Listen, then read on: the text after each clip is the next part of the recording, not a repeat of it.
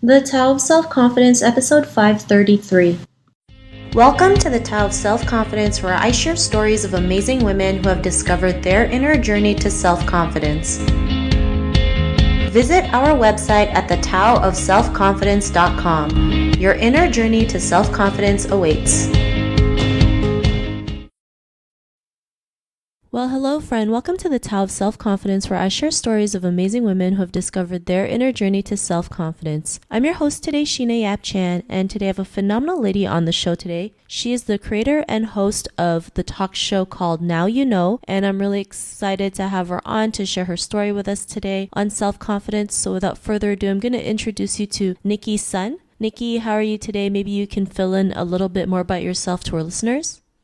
Well, hi, Sheena. Thank you so much for having me on your show. I can't believe you are well beyond 500 episodes. It's just incredible following your podcast and hearing everybody that you bring on the show, especially Asian women who have their stories to show how they can be more self-confident. As you mentioned, I am the creator and host of my own talk show, Now You Know. I created this show online because I didn't see many people like me being Asian American in the media and how I wanted to be portrayed. There's a lot of Asian talent out there beyond just the stereotypical doctor, lawyer, engineer. And I felt like when nobody was highlighting these voices, it could definitely help somebody listening who want to pursue their dreams in the field of music or sports or just anything other than that. And so I've been working very hard to produce the show and interview people on camera. Beyond that, I do work behind the camera as well. So currently I am a producer and director,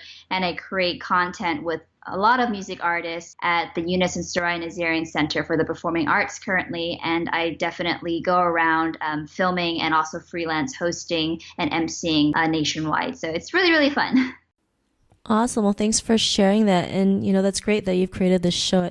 The same reason why I created my podcast was just I didn't see, any shows that supported Asian women. So it was like, if I wanted to see it, I had to create it too myself. So I'm glad that you're able to do that, especially considering, we've been underrepresented. It's great to see that there's more people out there showcasing Asian people, doing more than just like you mentioned, being the doctor or lawyer. So thanks for sharing that. And Nicki, what's your cultural background? So it's so funny because I always say I'm from the Bay Area because I mean it's kind of like its own culture. If you're from the Bay Area, you know what I'm talking about. But in terms of cultural, I am Chinese American 100%. My dad was born in Washington, D.C. My mom immigrated from Hong Kong. I was born in San Francisco, and now I'm currently living in Los Angeles. Thanks for sharing that. And Nicki, what would be your favorite self-confidence quote?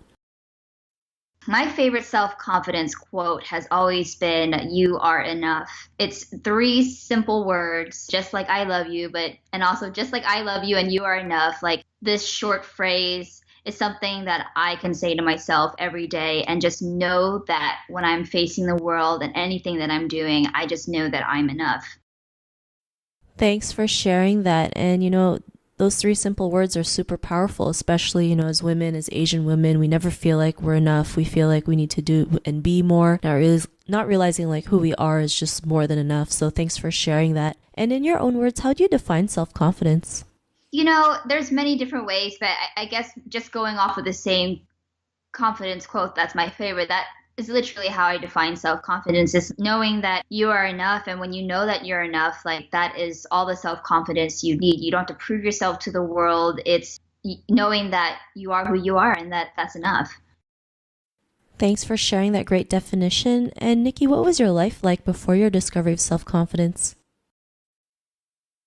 So for me, like I was incredibly lucky to have parents who supported me and made me feel that I can do anything. I didn't have the stereotypical tiger parents. I just naturally wanted to do good in school on my own naturally. So I guess that kind of helped and it got me out of trouble.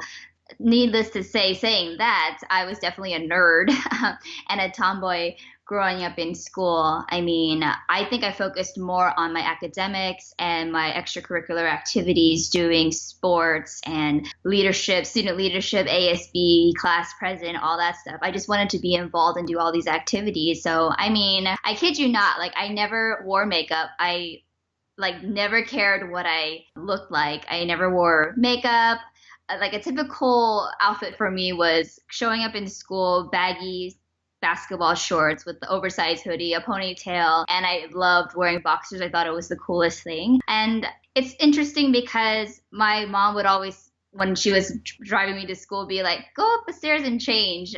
Doesn't look good. And I really was like, I do not care. And I guess from that point, it's like I didn't really care what people thought about me because I was doing well in school. I was like having fun. It also saved me a lot of time getting ready in the morning because, I mean, come on, ladies, like when you do your hair and makeup, I do not know how someone does that. It wasn't until my friend in college like introduced me to makeup and all that stuff that I started caring a little bit more. But I have to say that my life before figuring out how I wanted to present myself to the world, which is kind of, to me, self-confidence, I just kind of didn't care. And now saying that I care a little bit more, it's just more because I care about how I present myself to the world. And knowing that in high school, I realized that, you know, I wanted to see more people like me on screen. And if I don't figure out how to present myself to the world where I'm approachable and somebody who I'm proud to represent on screen, then I need to shape up and figure that out. So not that I care more about how I look, it's how I present myself to the world, and that helps me interact with other people and be in the world a little bit more self-confident. Thanks for sharing that. And what was that point in your life when you realized, you know, you wanted to, like, for example, create your show, right? What was that aha moment that made you take action on it?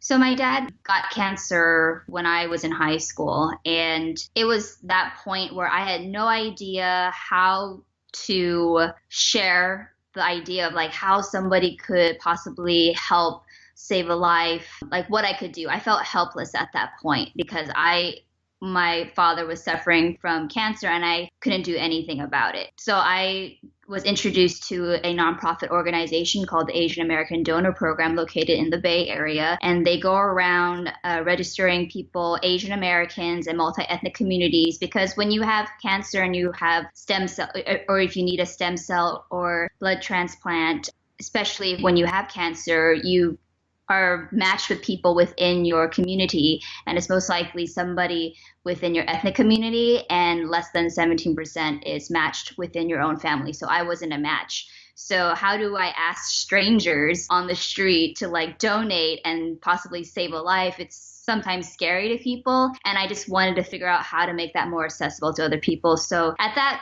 time, it was like, I don't know, 2005 and 6, YouTube had just kind of started, and I was trying to figure out how to get the word out.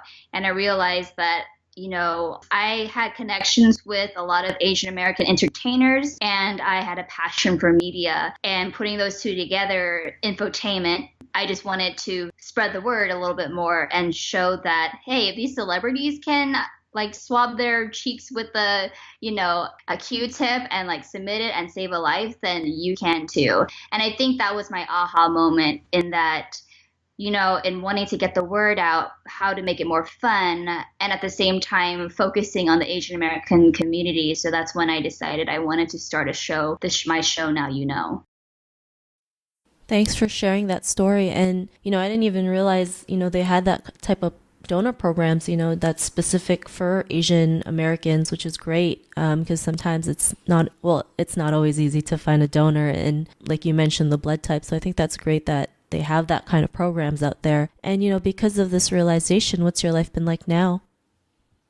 I think well, first of all, I have to say I'm still discovering myself every day, but I am a lot more confident. I just turned 30, so it's almost like that age where I feel like I have a feather in my cap. I can do whatever I want. No one can judge me. It's just that new attitude that I'm an adult, and it's just been so wonderful that knowing what I do has purpose now. I think when I figured, you know, why am I doing this? What is this all for? You know, this is such a passion project for me. What am I doing it for? And just understanding personally that if I know that I'm doing it for the intention to represent, to share stories, to highlight people who I think people should know, to me that makes me feel good. And when I see people commenting on videos saying how much that interview changed their life, that's all I do it for. And so for me, it's like I'm still like not proving like, oh, I'm not proving something to the world. I'm doing it because I want to do it. And for me, that helps me gain that self-confidence that I'm doing it for the right reasons. Thanks for sharing that. And I think having a big purpose is huge, right? Because there's going to be days where we just feel like we're not 100% into it. And we just have to go back as to why we're doing it and who we're doing it for. Creating a greater good, helping the world in a positive way. And like you mentioned, as long as you enjoy it and you're changing lives, that's all that matters, and everything else will fall into place. So thanks for sharing that. And Nicki, to the woman who's listening to your episode, she may be in her own journey of self-confidence. What would be that one tip you would give to her?